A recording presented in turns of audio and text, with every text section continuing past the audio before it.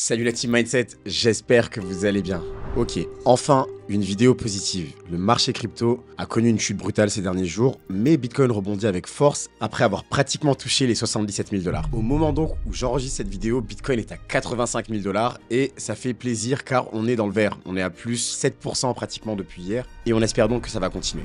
Mais du coup, la question qu'on peut se poser, c'est est-ce qu'on est à l'aube d'un nouveau rallye ou est-ce que c'est un simple piège haussier comme on l'appelle avant une autre chute? Pourquoi est-ce que Bitcoin rebondit après sa chute brutale?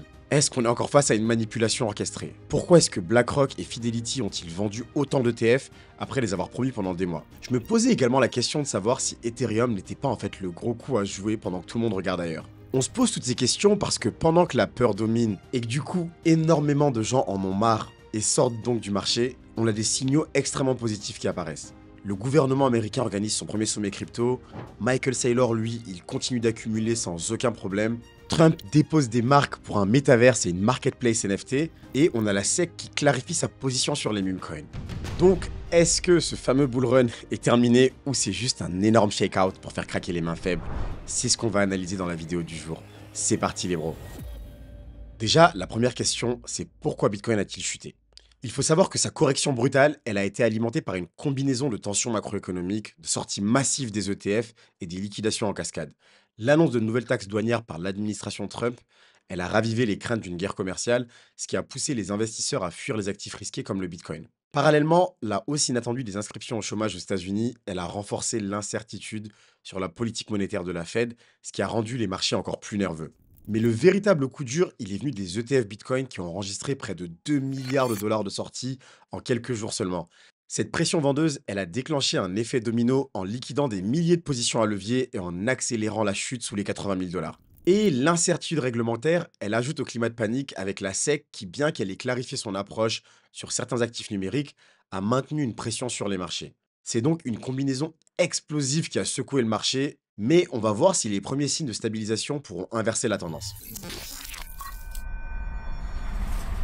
Bitcoin traverse donc une zone de turbulence, mais certains signaux nous montrent que la confiance des institutions, elle reste intacte. On a donc Michael Saylor qui pourrait se renommer en Michael Bitcoin, et stratégies qui poursuivent leur accumulation avec les deux pieds sur la pédale d'accélérateur en achetant toujours du Bitcoin, même à 97 000 $, sans montrer le moindre signe de vente. Leur stratégie, elle est toujours aussi claire.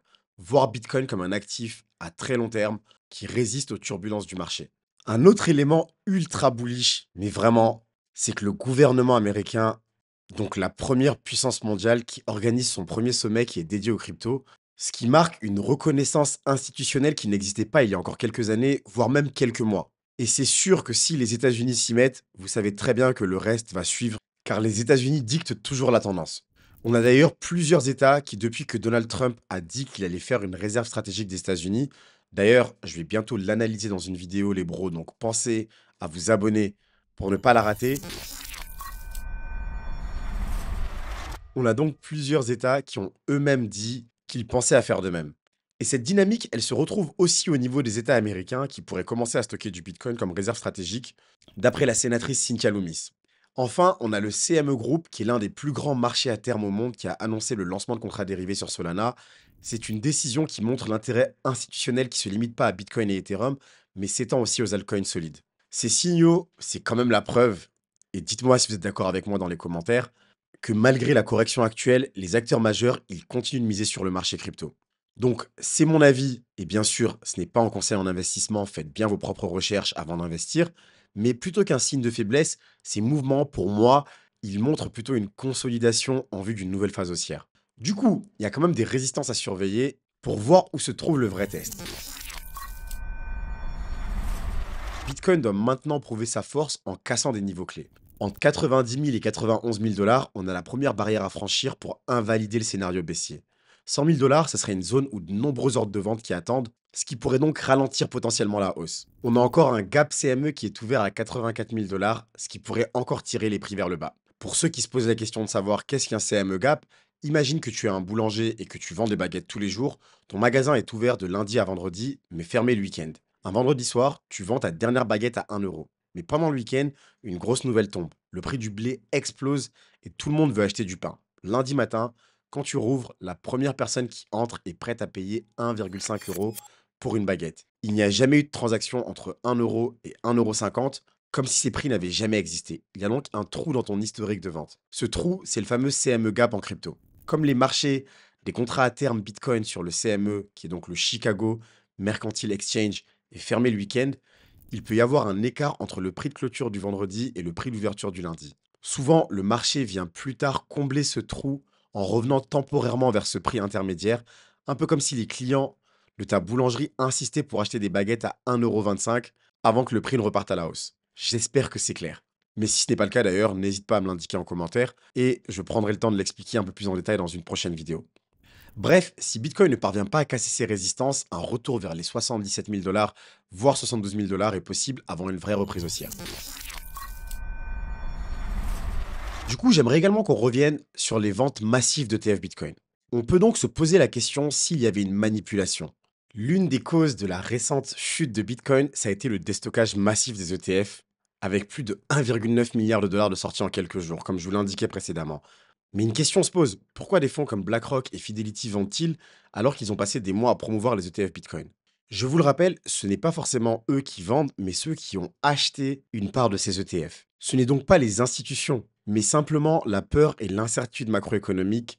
Car pour rappel, Trump a déclenché une guerre commerciale avec des tarifs douaniers massifs sur l'Europe, la Chine, le Canada et le Mexique. Il vient d'ailleurs de dire que l'Europe essaie de les entuber et que l'UE a été créée spécialement pour ça. Ça a donc accéléré la peur des petites mains qui ont préféré vendre avant que ça baisse encore plus.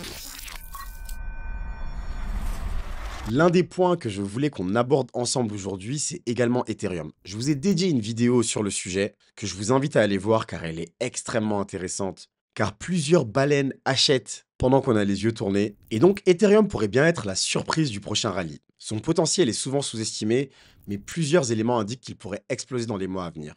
D'abord, Donald Trump, oui, encore lui, détient plus de 500 millions de dollars en Ethereum. Une position qui est surprenante, qui laisse entendre que l'ancien président connu pour ses prises de position stratégiques, voit un avenir prometteur pour Ethereum. Et il sait certainement des choses qu'on ne sait pas. Ce n'est pas anodin, surtout quand on sait qu'il prévoit de faire des États-Unis la capitale mondiale des cryptos. Par ailleurs, l'Ethereum Foundation vient de restructurer son équipe, un signal fort pour l'innovation et le développement du réseau. On a Ethereum qui continue d'évoluer, même si on a l'impression que c'est un dinosaure, notamment avec des améliorations à venir sur sa scalabilité et sa décentralisation, ce qui pourrait renforcer son adoption institutionnelle. D'un point de vue technique, la zone des 3200 à 3500 $ constitue un support clé. Historiquement, ces niveaux ils ont servi de base à des puissants rebonds et de nombreux investisseurs les considèrent comme des points d'accumulation idéaux. Si Ethereum suit le mouvement haussier de Bitcoin, une envolée de plus 50 à plus 80% ne serait pas du tout une surprise. Moi, concernant ma stratégie, j'ai mis en place un DCA à partir des 2200 $.